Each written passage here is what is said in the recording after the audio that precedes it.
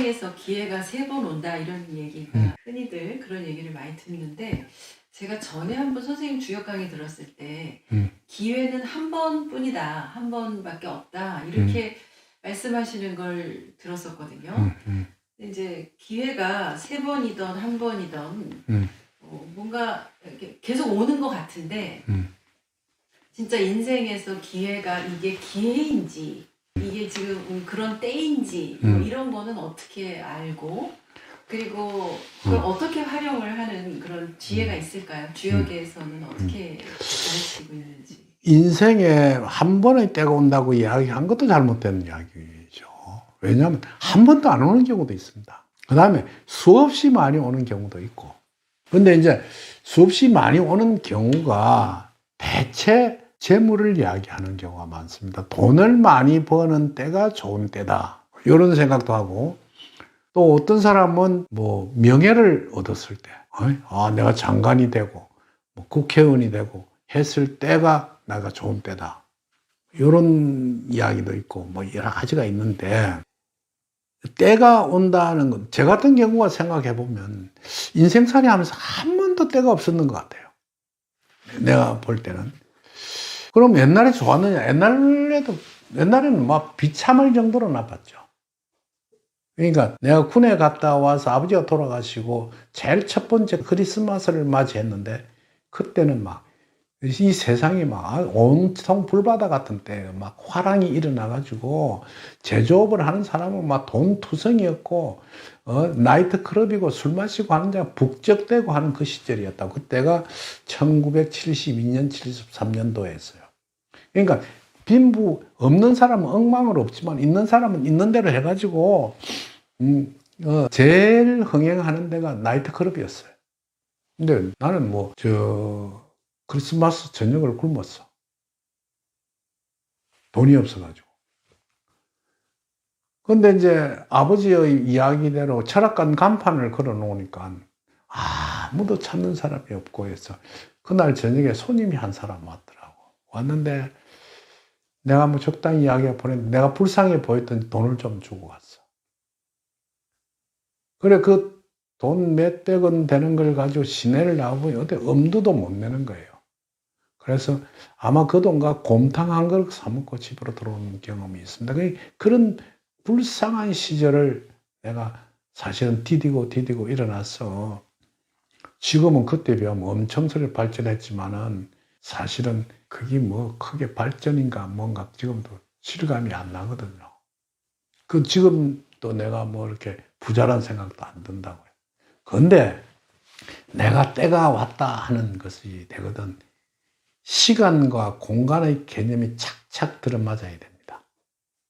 예를 들어서 내가 계획하고 있던 일이 시간 대별로 쫙쫙 와 붙어주는 때가 내한테 좋은 운이고 이 시간이 자꾸 엇갈리는 경우가 있어요.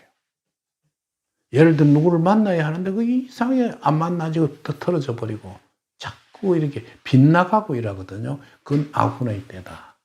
조회사 같은 경우는 지금은요, 준비할 때입니다. 이제 내가 평생을 배운 공부라든지 이런 걸 가지고 지금까지 운행을 해온 것이 그런 대로 운행을 해왔지 잘 됐다고는 할 수가 없어요. 그냥 전에 남편하고 같이 일을 해오면서 돈도 벌고 이랬지만은 그게 많은 돈은 아니고 그냥 생활할 수 있을 정도고 좀 남으면 조금 비축할 정도인데 지금의 때는 뭘 준비해야 되느냐. 내가 마지막 나이가 되었을 때를 준비해야 될 때다. 그러면 솔직히 이야기해서 지금 나이가 50이 넘고 이러면 점점점 쇠퇴해져 가요. 요새는 젊은이들 세상이거든요. 그러면 60이 되고 70이 되면 그때는 완전히 사그라져 버리는 현상이거든요. 근데 60, 70에 아주 좋은 꽃을 피울 수 있는 준비를 지금부터 해라. 그래가지고 그 준비가 끝나고 실력이 완성되면 내가 생각하고 있던 새로운 형의 나의 삶을 개척해 줄 것이다. 그게 앞으로 3, 4년 후부터 시작한다. 이 생각을 가지고 꾸준히 노력해 보는 것이 좋을 것이다. 그게 이제 그런데 그렇게 하기 위한 방법으로서 무엇인가 계획하고 있는 것은 순서가 맞아질 거예요. 이렇게. 내가 어떤 부분은 누구를 만나야 되고, 어떤 책을 봐야 되고, 어떤 사이트를 얻어야 되고, 또 어떤 조력자를 만나야 되고, 하긴 무엇인가 생각하지도 않던 일들이 움틀움틀 생기면서 내 주변에 둘러싸고 있는 것이 상당히 좋거든요.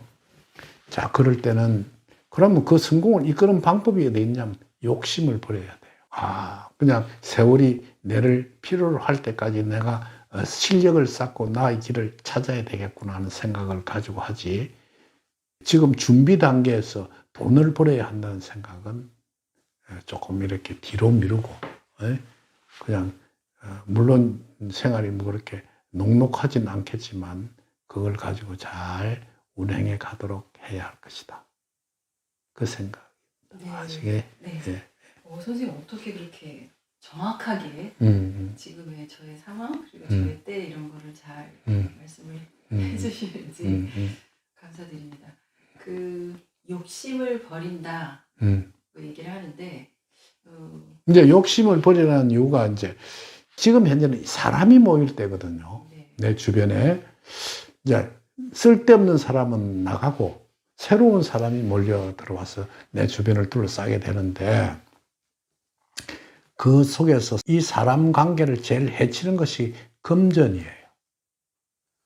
그 속에 내가 조금 욕심을 낸다든지 내가 많이 가져야 되겠다든지 뭐 이런 일이 생기게 되는 것도 그 사람과 헤어지는 어떤 길을 만들어내거든요.